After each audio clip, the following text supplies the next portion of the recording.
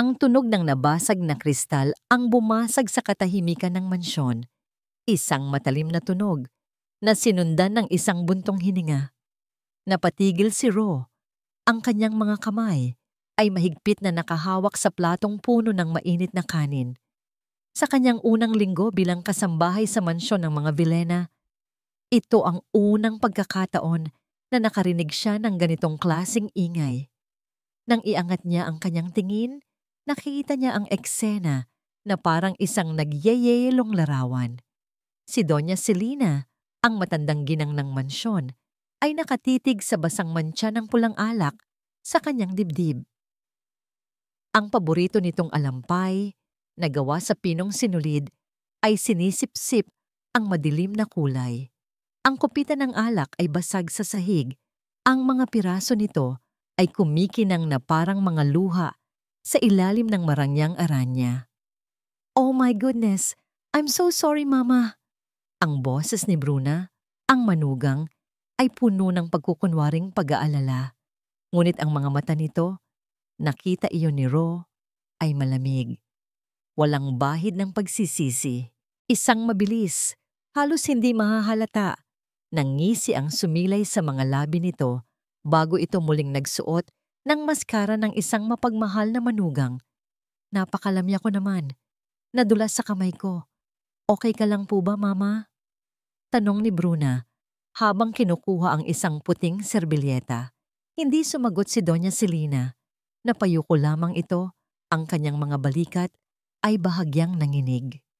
"Mahal, dahan-dahan lang," sabi ni Sir Fabio, ang anak ni Doña Celina at asawa ni Bruna. Ang boses niya ay malumanay, puno ng pagmamahal, pero para kay Bruna, hindi sa ina. "It was an accident. Huwag mo nang alalahanin yan, Ma. Mapapalitan naman yan." Para kay Sir Fabio, isa lamang yung aksidente. Pero para kay Ro, na nakatayo sa gilid at nakikita ang lahat, alam niyang hindi. Mayroong intensyon sa paraan ng pagkakahulog ng kopita. Mayroong kasiyahan sa mga mata ni Ma'am Bruna. At mayroong matinding kalungkutan sa katahimikan ni Doña Celina. Dito, sa gitna ng karangyaan, may isang bagay na lubhang mali. "Ro, pakilinis na lang ito at dalhan mo si Mama ng maligamgam na tubig," utos ni Bruna. Ang boses ay bumalik na sa normal nitong awtoridad. "Opo, Ma'am," sagot ni Ro, at mabilis na kumilos. Habang pinupulot niya ang mga basag na bubog, hindi niya maiwasang mapatingin sa matanda. Ang dating masayahing mga mata ni Doña Celina ay wala ng kislap. Ang hapunan ay nagpatuloy sa isang pilit na katahimikan. Sinubukan ni Doña Celina na magbukas ng kwento. "Naalala ko noong bata pa si Fabio, mahilig siyang maglaro sa hardin." "Ah, yes, Mama. Naikwento niyo na po yan kahapon," putol ni Bruna, na may matamis na ngiti. "Speaking of the garden, Mahal, I think we should hire a new landscape artist. The one from Don Ricardo's party was amazing." Agad na naagaw ni Bruna ang buong atensyon ni Fabio. Ang kanilang usapan ay napunta sa mga party, sa negosyo, sa mga bagong kotse, mga bagay na malayo sa mundo ni Doña Celina. Sinubukan muli ng matanda. "Fabio, anak, kamusta na pala ang balikat mo? Sumasakit pa ba?" "It's fine, Ma," mabilis na sagot ni Fabio. Ang kanyang mga mata ay nakatuon pa rin kay Bruna. "Don't worry about it. Bruna takes very good care of me. She's the perfect wife." Ngumiti si Bruna at hinawakan ang kamay ng asawa. "Anything for you, Mahal." Napayuko na lamang si Doña Celina at tiningnan ang kanyang plato. Hindi na niya ginalaw ang pagkain. Nilaro-laro na lamang niya ang mga gulay gamit ang kanyang tinidor. Nakita ni Ro ang lahat, ang bawat pagputol sa salita, ang bawat pagwawalang bahala, ang bawat pekeng ngiti. Ito ay isang uri ng kalupitan na hindi nagsisigaw, hindi nananakit ng pisikal, ngunit mas malalim ang sugat na iniiwan. Pagkatapos ng hapunan, habang nagliligpit si Ro ng mga pinagkainan, napansin niyang wala na si Doña Celina sa kanyang silid. Hinanap niya ito At natagpuan sa madilim na bahagi ng hardin, nakaupo sa isang bangkong bato, nakatalikod. Ang kanyang mga balikat ay muling nanginginig. Ngunit ngayon, walang duda si Ro. Umiiyak ang matanda, tahimik, walang tunog. Para bang sanay na itong itago ang kanyang mga luha sa dilim. Gusto sanang lapitan ni Ro. Gusto niyang mag-alok ng panyo, ng kaunting aliw. Ngunit sino ba naman siya? Isa lamang siyang bagong katulong, kaya nanatili na lamang siya sa malayo, pinagmamasdan ang kalungkutan ng isang inang naging dayuhan sa sarili niyang tahanan. Nang gabing iyon, matapos niyang siguraduhin na maayos na ang lahat sa kusina, umakyat si Ro sa silid ni Doña Celina para mag-alok ng isang basong tubig. Kumatok siya ng marahan ngunit walang sumagot. Dahan-dahan niyang pinihit ang seradura. Nakita niya si Doña Celina na natutulog na, ngunit hindi mapanatag ang anyo nito. Kahit sa pagtulog, baka sa mukha nito ang pighati. Inayos ni Ro ang kumot ng matanda. Nang aayusin na niya ang unan sa ilalim ng ulo nito, may nakapa siyang isang maliit at matigas na bagay. Dahil sa kuryosidad, marahan niyang inangat ang unan. Isang maliit na bote ng gamot ang nandoon. Walang etiketa, walang pangalan ng doktor. Puno ito ng maliliit na puting tableta. Kumunot ang noo ni Ro.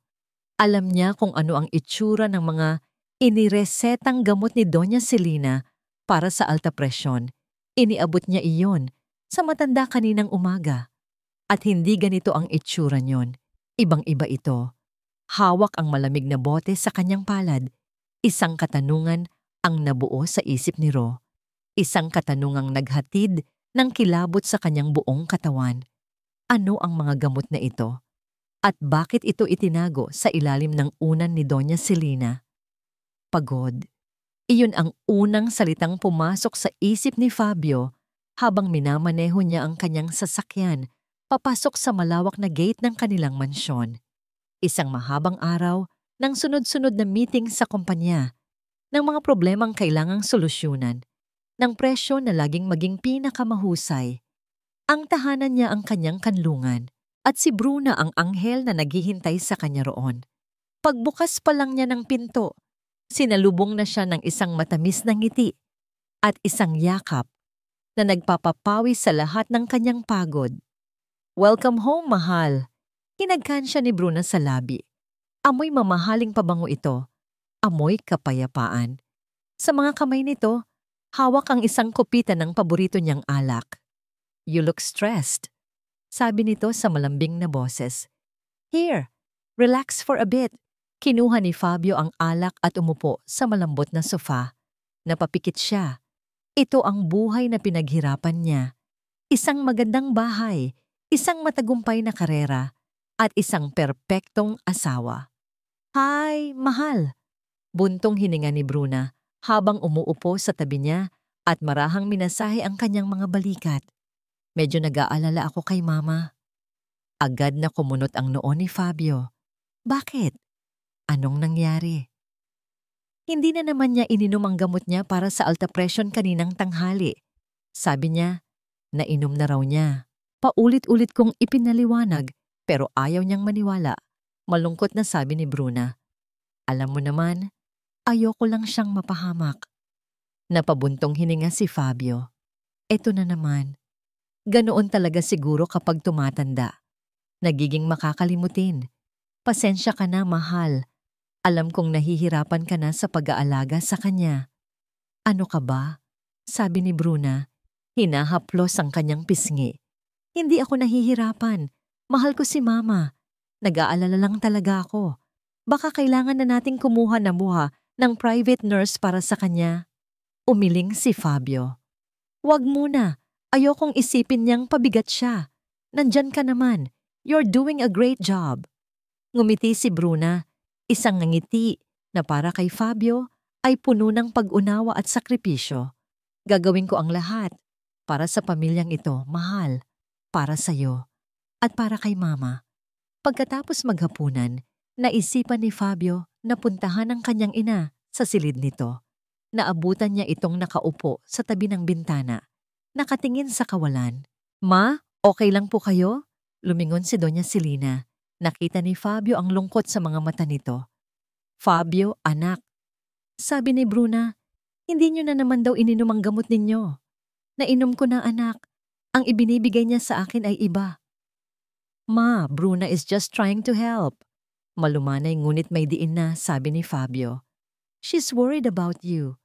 We're all worried about you. Please just cooperate with her. Pero Fabio, biglang bumukas ang pinto at pumasok si Bruna. May dalang isang tasa ng mainit na tsa. Mahal, nandito ka lang pala.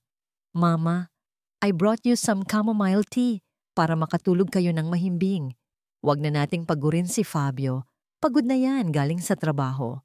Inabot ni Bruna ang tsaa kay Doña Celina at binalingan si Fabio. Halika na, mahal. Magpahinga ka na. Parang isang anghel si Bruna sa kanyang paningin. Laging inuuna ang kapakanan ng iba. Naalala niya noong mga unang taon ng kanilang pagsasama.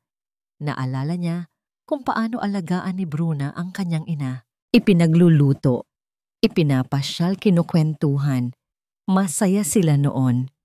Siguro nga ang pagtanda ang nagpabago kay Mama, hindi si Bruna. Bago sila tuluyang lumabas ng silid, hinawakan ni Fabio ang kamay ng ina. Good night, Ma. I love you. Akmang bibitaw na si Fabio nang biglang humigpit ang hawak ni Doña Celina. Ang mga butuhan nitong daliri ay bumaon sa kanyang braso. Tumingin siya sa ina at nakita ang kakaibang takot sa mga mata nito. Anak! Bulong ng matanda. Ang boses ay nanginginig at halos hindi marinig. Mag-ingat ka sa kanya. Kumunot ang noo ni Fabio. Sino, Ma? Kanino? Hindi sumagot ang matanda. Tiningnan lang nito si Bruna na nakatayo sa may pinto. Naku, Mama. Malumanay na sabi ni Bruna, lumalapit sa kanila. Ano po bang sinasabi ninyo? Nalilito na naman po yata kayo. Halika na po, mahal. Kailangan na ni Mama magpahinga. Binitawan ni Fabio ang kamay ng ina. Isang maliit na pagkalito ang gumuhit sa kanyang isip. Ngunit nang makita niya ang pagod at nag-aalalang mukha ni Bruna, agad iyong nawala. Sadyang nagiging malilimutin at magulo na ang isip ni Mama. Iyon lang iyon. Habang papalabas sila ng silid, lumingon si Fabio. Nakita niya ang kanyang ina, nakatitig pa rin sa kanya. Ang mga mata nito ay puno ng mga salitang hindi nito masabi. At sa tabi nito, inaayos ni Bruna ang kumot, ang perpekto niyang asawa na may isang ngiting hindi abot sa mga mata. Isinara ni Fabio ang pinto, pinipiling paniwalaan ang kwentong mas madaling tanggapin. Ang kwento kung saan ang kanyang asawa ay isang santo at ang kanyang ina ay biktima lamang ng katandaan. May isang hibla ng pag-asa na gumising kay Celina sa umagang iyon. Kaarawan niya, 75 taon. Isang edad na dapat ay puno ng pagdiriwang at pagmamahal mula sa pamilya. Dahan-dahan siyang bumangon. Ang bawat galaw ay may kaakibat na sakit sa kanyang mga kaso-kasuan. Ngunit hindi niya iyon ininda. Ngayon, pipiliin niyang maging masaya. Binuksan niya ang kanyang lumang aparador at kinuha ang pinakatatago-tago niyang bestida. Kulay lila, na may maliliit na burda ng bulaklak sa laylayan. Isinuot niya ito noong graduation ni Fabio sa kolehiyo. Hawak-hawak niya ang kamay ng kanyang anak. Sa litratong iyon, pareho silang nakangiti. Ang kanyang Fabio, ang nag-iisa niyang anak. Siguro naman ngayon, sa kaarawan niya, maaalala siya nito. Siguro naman, kahit saglit lang, mararamdaman niyang muli na siya ang ina nito. Nag-ayos siya sa harap ng salamin, sinuklay ang kanyang mapuputing buhok. Isang maputlang ng ngiti ang isinukli sa kanya ng kanyang refleksyon. Maligayang kaarawan, Celina, bulong niya sa sarili. Nang bumaba siya sa hagdanan, handa nang batiin ang kanyang anak. Isang malakas na tunog ng tawanan at masayang usapan ang sumalubong sa kanya. Ang sala ay puno ng mga taong hindi niya kilala. Mga lalaking nakasuit, mga babaeng nakaeleganteng bestida. May mga waiter na nag-iikot May dalang mga tray ng mamahaling alak at pagkain. Ang buong bahay ay pinalamutian, ngunit hindi para sa kanya. Natigilan siya sa paanan ng hagdan, ang kanyang nangiti ay unti-unting naglaho. "Ma, there you are!" Si Fabio, gwapo sa kanyang suot na suit, ang lumapit sa kanya. Ngunit ang kanyang mga mata ay hindi nakatuon sa ina. Lumingalinga ito sa mga bisita. "Happy birthday, Ma!" sabi nito, at mabilis siyang hinalikan sa pisngi. Amoy alak. "Sorry, Ma, medyo busy lang. May bigla ang dinner meeting with a very important client. Sinabay na lang ni Bruna dito sa bahay para mas madali." Isang kliyente. Iyon pala ang pagdiriwang na ito. Lumapit si Bruna. Perpekto ang nangiti. Perpekto ang ayos. "Happy birthday po, Mama! Ang ganda ninyo ngayon. Pero mukhang mapapagod po kayo dito sa dami ng tao." Hinawakan ni Bruna ang kanyang braso. Ang hawak nito ay mahigpit, parang isang babala. "Para hindi po kayo mapagod, doon na lang po muna kayo sa kusina kumain, kasama si Ro. Mas tahimik po doon. Ipaghahanda ko po kayo ng espesyal na pagkain." Ang mga salitang yun ay parang mga sampal na hindi mo nakikita. Sa harap ng mga bisita ng kanyang anak, sa sarili niyang pamamahay, sa araw ng kanyang kaarawan, ipinagtatabuyan siya. Wala nang nagawa si Selena. Tumango na lamang siya. Ang kanyang lalamunan ay tila may nakabara. Dinala siya ni Bruna sa kusina, malayo sa ingay at liwanag ng pagdiriwang. Sa kusina, tanging ang tunog ng mga kubyertos at ang malungkot na tingin ni Ro ang kanyang kasama. Ipinaghanda siya ng dalaga ng isang plato ng pagkain mula sa handaan. Pagkaing hindi niya malunok. Mula sa kanilang kinauupuan, dinig na dinig nila ang malalakas na tawanan sa sala.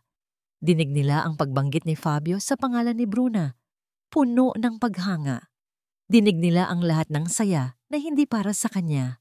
Napayuko na lamang si Selena, tinititigan ang kanyang refleksyon sa makintab na mesa. Isang matandang babae na nakalilang bestida, nag-iisa sa gitna ng selebrasyon. Isang butil ng luha ang pumatak mula sa kanyang mata, tumama sa mesa, at bumasag sa kanyang anyo. Si Ro, na tahimik na nagmamasid, ay naglagay ng isang basong tubig sa tabi niya. Isang maliit na kilos ng kabutihan sa gitna ng malawak na karagatan ng kalungkutan. Biglang bumukas ang pinto ng kusina. Pumasok si Bruna, ang muka ay iritado, habang may kausap sa kanyang cellphone. Lumayo ito ng kaunti. Pumunta sa may service area para sa mas pribadong usapan. Hindi alam na sapat pa rin ang lakas ng boses niya para marinig ni Ro. "Yes, Attorney Romero." "Oo, maayos ang lahat."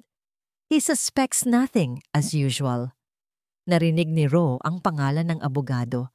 Napatigil siya sa kanyang ginagawa. Nagpatuloy si Bruna. Ang boses ay mas bumaba, mas kampante, at puno ng tagumpay. "Nag-enjoy ka ba sa party? Good, pabalik na rin ako. Huwag kang mag-alala." May saglit na katahimikan. At pagkatapos, binitawan ni Bruna ang mga salitang bumasag hindi lang sa gabi, kundi sa buong mundo ni Ro. Okay na ang lahat. Pagkatapos ng birthday niya, 1 linggo na lang, at maipapasok na natin siya sa bahay ampunan na iyon. Nabitawan ni Ro ang kutsarang hawak niya. Gumawa ito ng isang matunog na kalansing sa sahig. Napatigil si Bruna at lumingon. Nagtama ang kanilang mga mata. Ang kay Bruna ay puno ng pagkagulat at galit. Ang kay Ro ay puno ng hindi maipaliwanag na takot at pagkamuhi. Ngunit si Selena, na abala sa sarili niyang pighati, ay hindi narinig ang usapan. Ang narinig lang niya ay ang paglaglag ng kutsara. At nang iangat niya ang kanyang tingin, ang nakita niya ay ang nagbabagang titigan sa pagitan ng kanyang manugang at ng kanyang kasambahay. Hindi niya alam na sa isang iglap, ang kanyang kaarawan ay naging simula ng isang digmaan na hindi niya inasahan. Hindi makatulog si Ro. Ang bawat tiktak ng lumang orasan sa pasilyo ay parang isang malakas na dagundong sa katahimikan ng gabi. Ang bawat paghinga niya ay tila napakabigat. Paulit-ulit na naglalaro sa kanyang isipan ang mga salitang narinig niya mula kay Bruna. 1 linggo na lang at maipapasok na natin siya sa bahay ampunan na yon. Bahay ampunan. Isang malupit na salita para sa isang lugar kung saan itatapon ng isang ina na parang isang basahan na walang nang silbi. Napaupo si Rose sa kanyang kama. Ang mga kamay ay nanginginig. Ano ang gagawin niya? Sino ba naman siya para makialam? Isa lang siyang kasambahay. Isang utusan na anumang oras ay maaaring palayasin.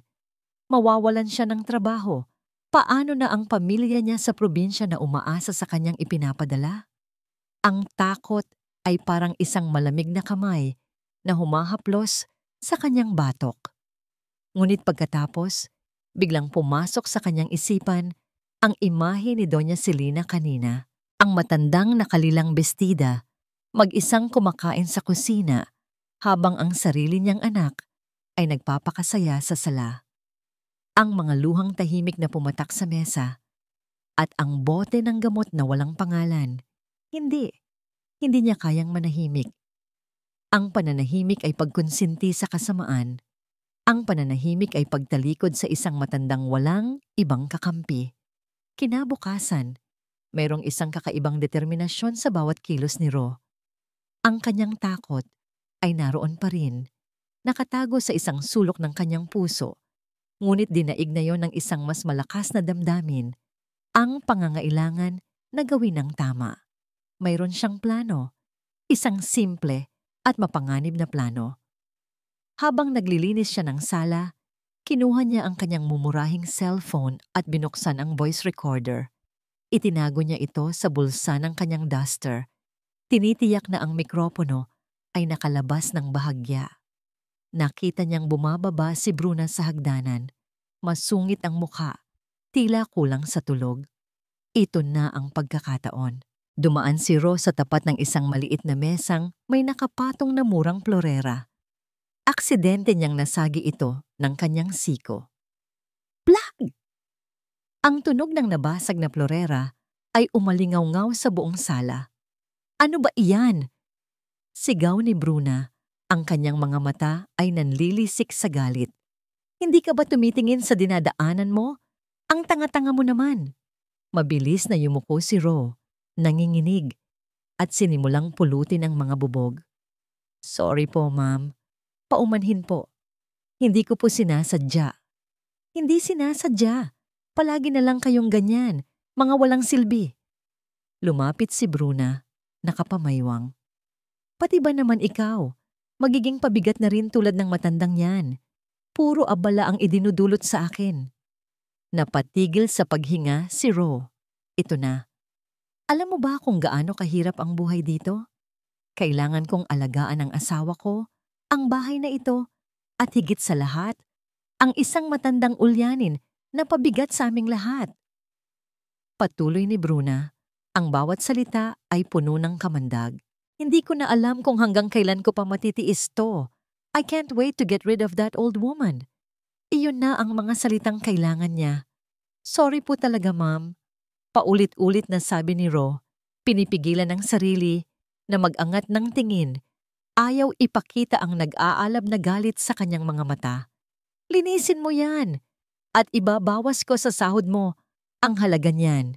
Sigaw ni Bruna bago siya tinalikuran at pumasok sa kanyang opisina. Naiwan si Ro na pinupulot pa rin ang mga bubog. Ngunit sa pagkakataong ito, hindi na nanginginig ang kanyang mga kamay. Nang makakuha siya ng pagkakataon, dali-dali siyang nagtago sa banyo ng mga katulong. Nanginginig ang daliring isinaksak niya ang earphones sa kanyang cellphone. Pinindot niya ang play. Una, narinig niya ang sarili niyang boses. Sorry po, ma'am. At pagkatapos, ang malinaw at matalas na boses ni Bruna. Pati ba naman ikaw, magiging pabigat na rin tulad ng matandang yan? Hindi ko na alam kung hanggang kailan ko pa matitiis to. I can't wait to get rid of that old woman. Napapikit si Ro at napahawak sa lababo. Hawak na niya ang tunog ng katotohanan. Ngunit kasabay nito, hawak na rin niya ang isang bombang anumang oras ay maaaring sumabog sa kanyang mga kamay. Tagumpay.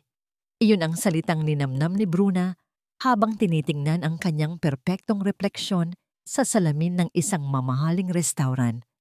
Ang kanyang damit, ang kanyang alahas, ang paraan ng pagbati sa kanya ng mga staff. Lahat ay sigaw ng kapangyarihan. Ito ang buhay na para sa kanya. Ang buhay na matagal niyang ipinagkait sa sarili. Malayo sa amoy ng estero at sa kumakalam na sikmura ng kanyang kabataan. Everything is proceeding smoothly, Ma'am Bruna.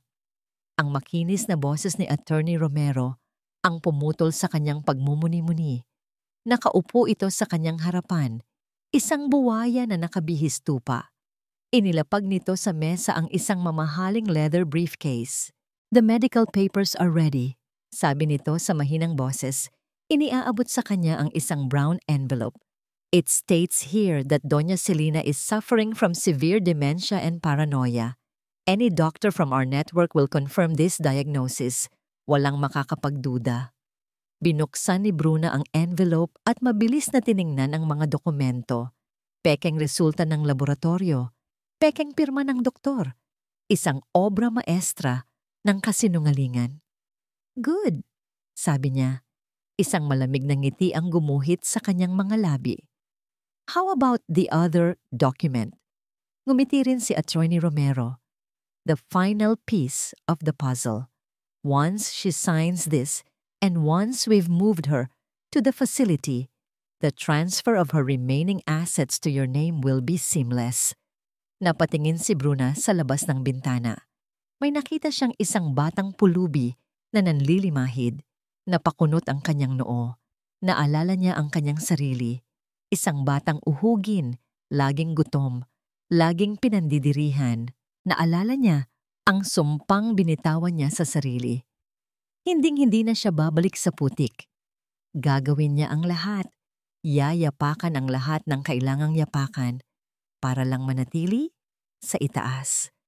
Si Doña Celina ay isa lamang sa mga kailangan niyang yapakan. "Huwag kang mag-alala, attorney," sabi ni Bruna. Ibinabalik ang tingin sa abogado. "Ako na ang bahala sa pirma." Pag-uwi niya sa mansyon, isang kakaibang pakiramdam ang sumalubong sa kanya.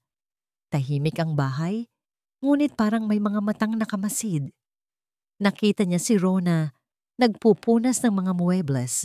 Ang kilos nito ay mabilis, ngunit ang mga mata nito, umiwas ito ng tingin nang magtama ang kanilang paningin. Mula pa kahapon, pagkatapos ng insidente sa Florera, naging suspetsyoso na si Bruna sa katulong. Masyado itong tahimik, masyadong mapagmasid. Isang hamak na katulong, pero bakit parang may tinatago ito? Ipinagsawalang bahala na lamang muna niya ito. May mas mahalaga siyang kailangang gawin. Kinuha niya ang mga dokumento mula sa kanyang bag at nilapitan si Doña Celina na nag-iisa sa sala, nagbabasa ng isang lumang libro. "Mama," malamig na tawag ni Bruna. Agad siyang nagpalit ng maskara. Ang maskara ng isang mapagmahal na manugang. Napapitlag ang matanda nang makita siya. "Bruna, may dala po ako para sa inyo. Importante po ito," sabi niya. Umupo sa tabi nito at inilapag ang isang folder sa maliit na mesa. "Ito po yung mga papeles para sa inyong insurance, para po masigurado na maaalagaan kayo anuman ang mangyari. Kailangan lang po ng pirma ninyo dito." Kinuha ni Celina ang mga papeles. Tiningnan niya ito. Ang kanyang mga mata ay nanlalabo na dahil sa katandaan. "Ano ito?" "Just a formality, Mama. Para po ito sa kapakanan ninyo." Paliwanag ni Bruna, iniaabot ang isang ballpen. "Here, dito po kayo pipirma." Nag-aalangan man, kinuha ni Doña Celina ang ballpen. Nanginginig ang kamay nito habang inilalapat ang dulo ng ballpen sa papel. Habang nakatayo sa likod ng matanda, isang ngiti ng tagumpay ang unti-unting sumilay sa mga labi ni Bruna. Ilang pulgada na lang ang layo niya sa lahat ng kanyang pinangarap. Sa kabilang dako ng sala, si Ro ay nagkukunwaring nag-aayos ng mga kurtina. Ngunit ang kanyang mga mata ay matamang nakasubaybay sa eksena. Nang bahagyang iangat ni Bruna ang takip ng folder para ituro kay Selena kung saan pipirma, nasagip ng mga mata ni Ro ang malalaking letrang nakaimprenta sa itaas ng dokumento. Hindi yon insurance. Malinaw na malinaw ang kanyang nabasa. Last Will and Testament. Alam ni Ro na hindi sapat ang isang voice recording. Sa isang korte o kahit sa harap lang ni Sir Fabio, iyon ay salita laban sa salita. Ang salita ng isang hamak na kasambahay laban sa salita ng isang mayaman at perpektong asawa. Sino ang paniniwalaan? Kailangan niya ng isang bagay na hindi maitatanggi. Isang papel, isang dokumento, isang matibay na ebidensya, at alam niya kung saan magsisimulang maghanap. Ang pagkakataon ay dumating ng gabing iyon. May pupuntahang isang charity gala sina Sir Fabio at Ma'am Bruna. Habang pinanonood ni Ro ang pag-alis ng kanilang makinang na itim na kotse, isang malamig na kaba ang gumapang sa kanyang dibdib. Ito na. Ngayon o hindi na kailanman. Naghintay siya ng ilang minuto. Tinitiyak na nakaalis na nga ang mga ito. Pagkatapos, huminga siya ng malalim at umakyat sa hagdanan. Ang bawat baitang ay tila isang hakbang papalapit sa panganib. Ang silid ng mag-asawa ay malawak at malamig. Perpekto ang pagkakaayos ng lahat. Mula sa nakatuping kumot hanggang sa mga bote ng pabango sa ibabaw ng tokador ni Bruna. Ang amoy ng mamahaling pabango ni Bruna ay tila nakakapit sa hangin. Isang paalala kung kaninong teritoryo ang kanyang pinasok. Nanginginig ang mga kamay ni Ro habang sinisimulan niya ang paghahanap. Saan itatago ng isang taong tulad ni Bruna ang kanyang pinakamadidilim na sikreto? Sinilip niya ang mga drawer, puro damit at alahas. Tiningnan niya ang ilalim ng kama, puro alikabok at ilang kahon ng sapatos. Oras ang kalaban niya. Anumang sandali ay maaring may makakita sa kanya. Napaupo siya sa gilid ng kama, halos panghinaan na ng loob, at doon, napako ang kanyang tingin sa isang maliit at makintab na kahon sa ibabaw ng tokador ni Bruna. Isang jewelry box? Hindi. Naalala niya.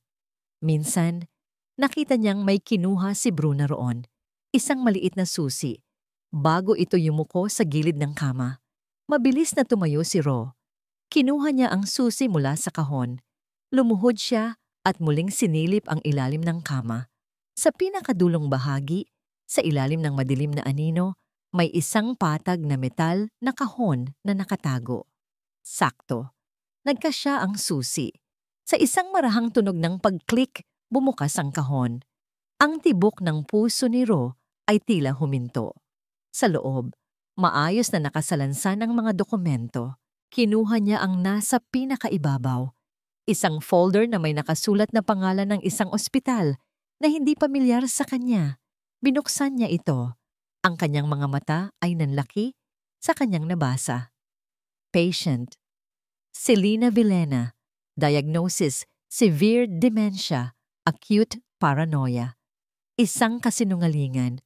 Alam niyang makakalimutin si Doña Selena, ngunit hindi ito malala. Hindi ito dementia.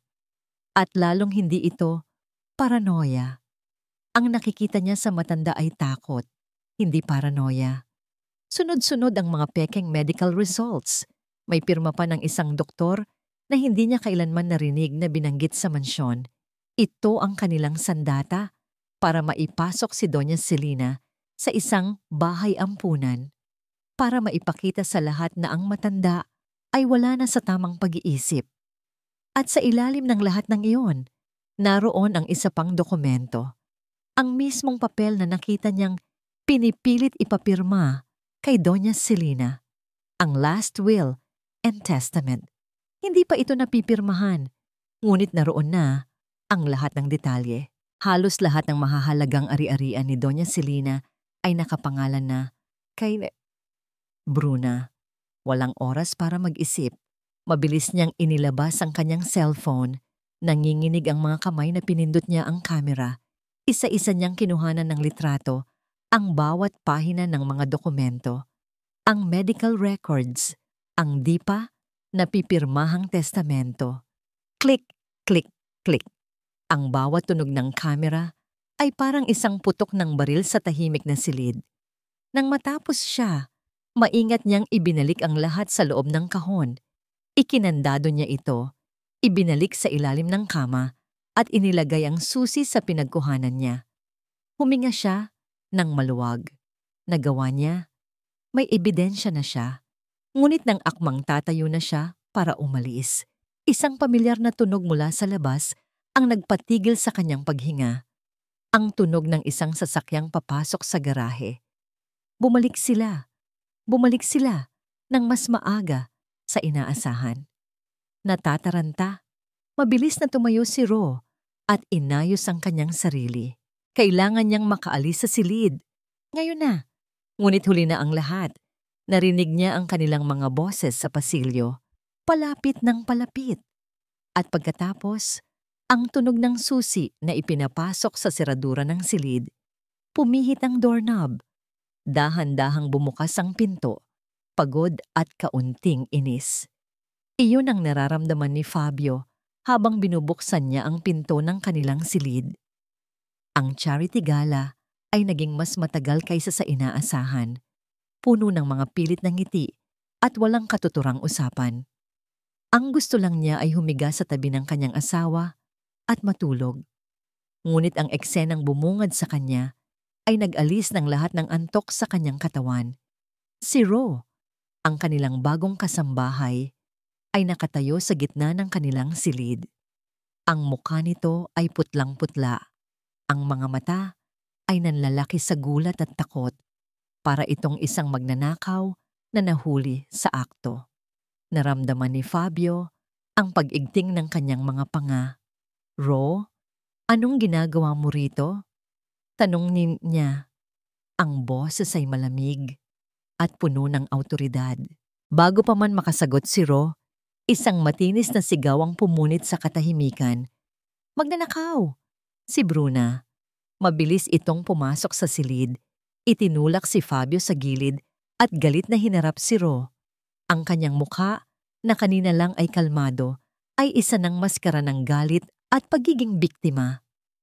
Mahal, tingnan mo. Nahuli ko siya. Sigaw ni Bruna, ang boses ay nanginginig sa pagkukunwari.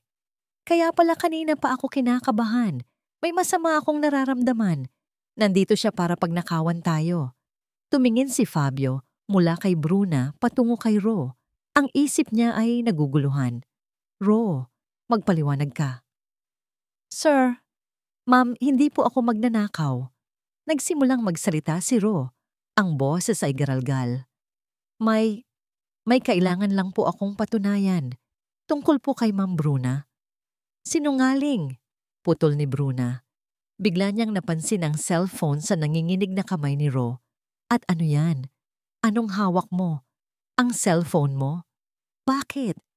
Kinukuhanan mo ng litrato ang mga gamit namin para ibenta sa labas? Sa isang mabilis na kilos, sinugod ni Bruna si Ro at inagaw ang cellphone. Akin na yan! Wag po, ma'am. Nandyan ang ebidensya. Sigaw ni Ro. Sinusubukang bawiin ang telepono. Ngunit huli na. Sa harap mismo ni Fabio, buong lakas na inihagis ni Bruna ang cellphone sa sahig na gawa sa marmol. Crack! Nabasag ang screen. Ang telepono ay tumilapon at namatay. Ang tanging ebidensya ni Ro ay nawasak na. Sir, maniwala po kayo sa akin. Umiiyak na pakiusap ni Ro. Nakatingin kay Fabio ang kanyang huling pag-asa. May mga dokumento po. Sa ilalim ng kama. Mga pekeng medical records ni Doña Celina. At isang testamento. Tumingin si Fabio kay Bruna. Ang kanyang asawa ay umiiyak na rin. Ang mga luha ay umaagos sa kanyang magandang mukha. Mahal, naririnig mo ba ang sinasabi niya? Humihikbing sabi ni Bruna. Sinungaling siya. This is insane. Malamang, pinadala siya ng mga kalaban mo sa negosyo para sirain tayo, para sirain ang pamilya natin. Ang paliwanag ni Bruna ay mas kapani-paniwala. Isang espiya, isang sabotahe. Mas madaling tanggapin niyon kaysa sa ideyang ang kanyang perpektong asawa ay isang halimaw. Ang ebidensya, isang basag na cellphone, at ang salita ng isang kasambahay. Para kay Fabio, tapos na ang usapan. Ang tiwala niya kay Bruna ay buo at hindi matitinag. Umalis ka, sabi niya kay Ro. Ang bawat salita ay mabigat sa galit at pagkadismaya. Pero sir, sinabi kong umalis ka, sigaw ni Fabio. Ang kanyang boses ay umalingaw-ngaw sa buong silid. Get out of my house! You're fired! Hinawakan niya sa braso si Ro at kinaladkad ito palabas ng silid, palabas ng kanilang buhay. Habang kinakaladkad siya pababa ng hagdanan, nakita ni Ro si Doña Celina nakatayo sa may pinto ng kanyang silid. Ang mukha ay puno ng pag-aalala at kawalan ng magawa. Sir, pakiusap!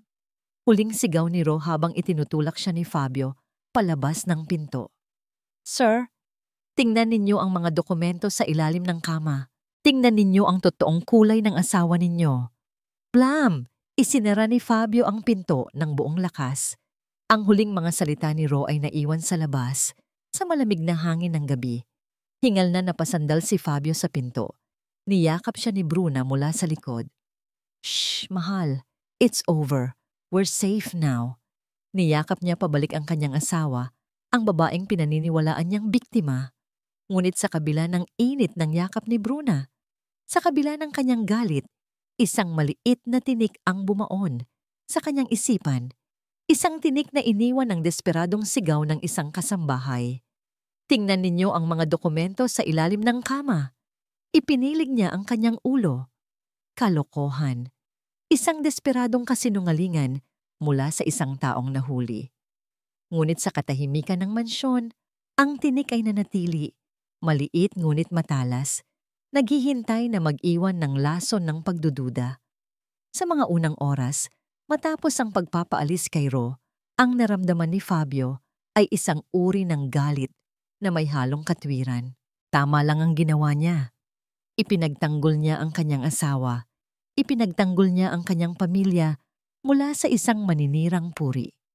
Ngunit nang lumalim ang gabi at humiga na sila ni Bruna para matulog, ang katahimikan ay hindi nagdala ng kapayapaan. Sa halip, binigyan nito ng espasyo para umalingaw-ngaw sa kanyang isipan ang huling sigaw ni Ro. Sir, tingnan ninyo ang mga dokumento sa ilalim ng kama. Tingnan ninyo ang totoong kulay ng asawa ninyo. Isang kasinungalingan, isang desperadong gawa-gawa. Iyon ang paulit-ulit niyang sinasabi sa sarili. Ngunit bakit ayaw nitong umalis sa kanyang isip? Kinabukasan may kakaibang sigla si Bruna. Masyadong masaya, masyadong magaan ang pakiramdam. Humuhuni ito habang nag-aayos ng mga bulaklak at ang bawat kilos nito ay tila isang pagdiriwang. Isn't it a beautiful morning, mahal? Sabi nito, humalik sa kanyang pisngi. Parang mas magaan ang hangin ngayon, hindi ba? Now that the problem is gone. Tumango lang si Fabio. Ngunit para sa kanya, mas bumigat ang hangin. Ang kasiyahan ni Bruna ay hindi nakakahawa. Sa halip, ito ay nakakabagabag. Nang tanghaling iyon, habang papasok si Fabio sa kanyang study para kumuha ng ilang papeles, narinig niyang may kausap si Bruna sa telepono sa kabilang silid. Ang boses nito ay mahina. Tila may ibinubulong. O, Attorney Romero, aayusin ko na. Huwag kang mag-alala. Mas madali na ang lahat ngayon. Isang saglit na katahimikan. Tapos na ang problema. Sa wakas, malapit ng, oo, sige, I'll call you back. Biglang lumingon si Bruna at nakita si Fabio na nakatayo sa may pinto. Isang mabilis na pagkagulat ang gumuhit sa mukha nito bago ito muling ngumiti ng matamis. Mahal, kanina ka pa ba dyan? Sino yun? Tanong ni Fabio, sinisikap na maging kaswalang tono. Wala. Yung organizer lang para sa susunod na charity event. Mabilis na sagot ni Bruna. Boring stuff. Hindi na nagtanong pa si Fabio. Ngunit ang binhi ng duda na itinanim ng sigaw ni Ro ay nagsimula ng mag-ugat. Bakit kailangang ibulong ang usapan tungkol sa isang charity event? At anong problema ang tapos na? Ang pinakamatinding dagok ay dumating ng hapong yon. Nakita niya ang kanyang ina na nag-iisa sa hardin. Nilapitan niya ito. Sa unang pagkakataon sa loob ng mahabang panahon, tiningnan niya ito ng maigi. Nakita niya ang pagod, ang lungkot, at higit sa lahat, ang takot sa mga mata nito. "Ma, kamusta na po kayo?" Malumanay niyang tanong. Nag-angat ng tingin si Doña Celina. May bahagyang pag-asa sa mga mata nito. "Fabio, anak," akmang may sasabihin pa sana ang matanda nang biglang dumating si Bruna. May dalang isang baso ng juice. "Mama, narito lang po pala kayo. Baka po mainitan kayo." At doon, nakita iyon ni Fabio. Ang biglaang pagbabago sa kanyang ina. Ang pag-asa ay napalitan ng matinding takot. Ang mga balikat nito ay umurong. Ang mga kamay nito ay nagsimulang manginig. Umurong ito palayo kay Bruna na parang isang nasaktang hayop na nakakita ng kanyang mananakit. Hindi iyon gawa-gawa lang. Hindi iyon katandaan. Iyon ay purong takot. Nang gabing iyon, hindi mapakali si Fabio. Si Bruna ay mahimbing nang natutulog sa tabi niya. Ang kanyang paghinga ay malalim at panatag. Ngunit si Fabio ay gising na gising. Ang tatlong eksena, ang sigaw ni Ro, ang pabulong na tawag sa telepono, at ang takot sa mga mata ng kanyang ina ay paulit-ulit na naglalaro sa kanyang isipan. Hindi niya na kaya. Kailangan niyang malaman. Kahit na ang ibig sabihin nito ay pagtataksil sa tiwala ng kanyang asawa. Kahit na ang ibig sabihin nito ay ang pagpapatunay na tama ang kanyang pinakamatinding kinatatakutan. Dahan-dahan at walang ingay, bumangon siya mula sa kama. Naalala niya ang sinabi ni Ro. Sa ilalim ng kama, lumuhod siya sa malamig na sahig. Sa dilim, kinapa niya ang ilalim ng kama sa bahagi kung saan natutulog si Bruna. At doon, naramdaman ng kanyang mga daliri ang isang malamig at patag na metal. Isang kahon. Kinapa niya ang tokador ni Bruna. Naalala niya ang sinabi ng asawa, ang susi daw ng safety deposit box nila ay nasa loob ng isang maliit na kahon ng alahas. Nahanap niya ito. Nanginginig ang mga kamay na kinuha niya ang susi. Bumalik siya sa sahig. Isinaksak ang susi sa seradura. Sa isang halos walang tunog na pag-click, bumukas ito.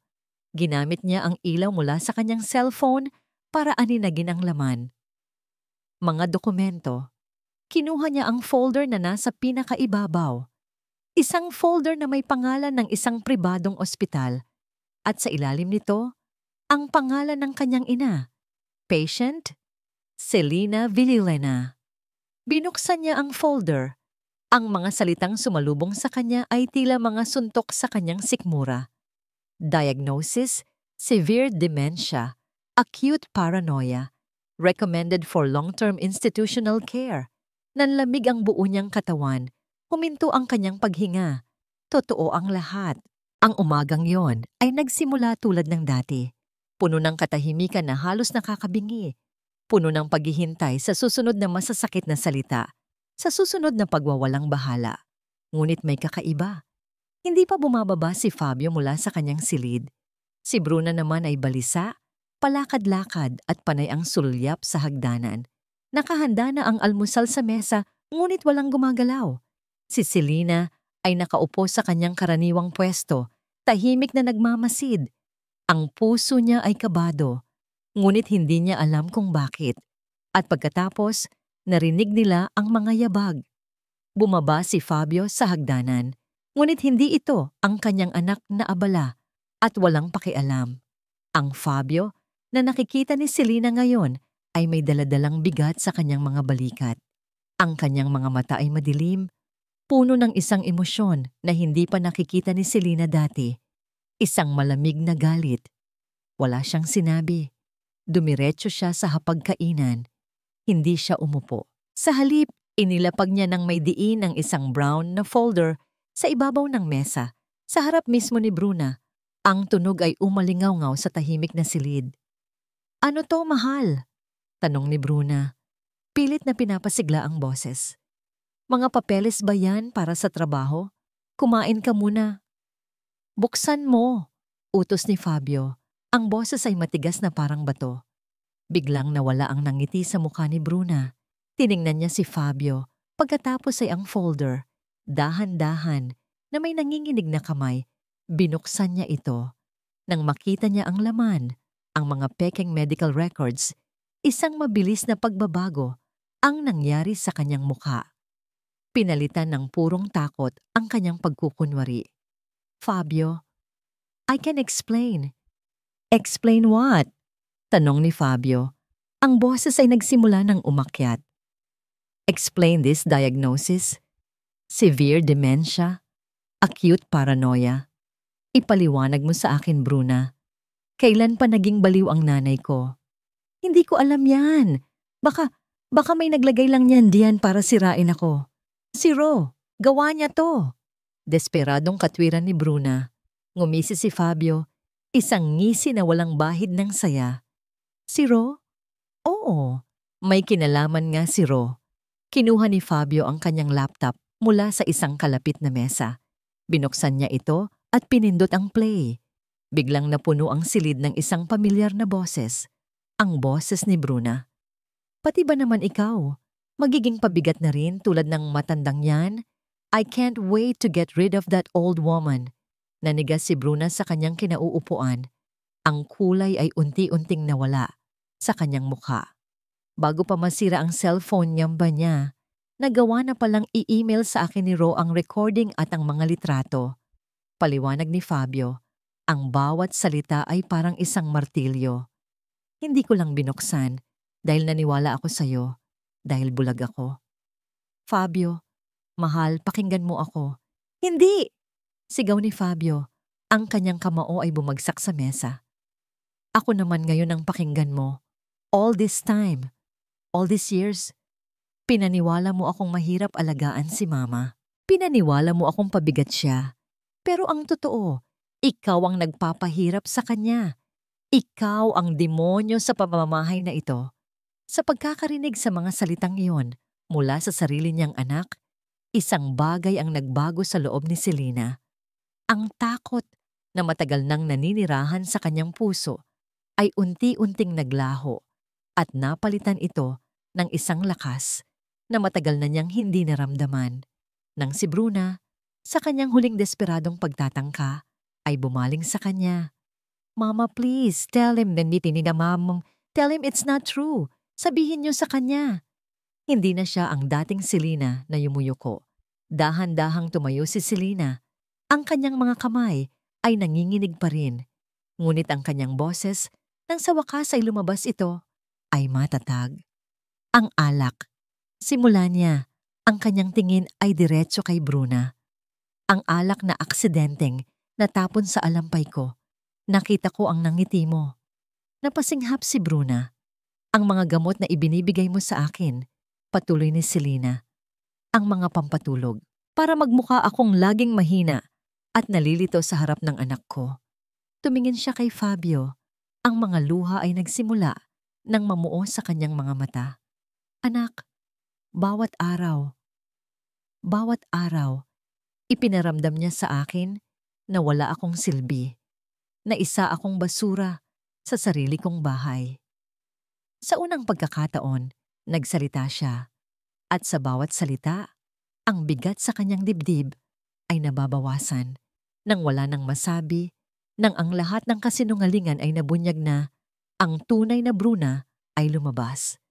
Ang kanyang mukha ay nabalot ng purong pagkamuhi. "Oo, ginawa ko nga," sigaw niya. "Dahil ayoko sa kanya. Ayoko sa amoy ng katandaan niya.